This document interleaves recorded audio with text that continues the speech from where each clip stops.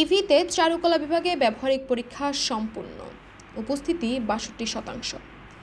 ইসলামী বিশ্ববিদ্যালয় গুচ্ছভুক্ত বি ইউনিটের অধীনে কলা অনুষদভুক্ত চারুকলা বিভাগে ২০২৩-২৪ শিক্ষাবর্ষে স্নাতক প্রথম বর্ষে ভর্তিচ্ছুদের ব্যবহারিক পরীক্ষা সম্পূর্ণ হয়েছে।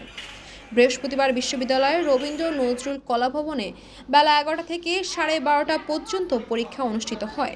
ইভিদের আবেদনকারীদের ১৩৬ জনের মধ্যে ৮৪ জন শিক্ষার্থী উপস্থিত ছিলেন, যা মোট আবেদনকারীর ৬১.৮%।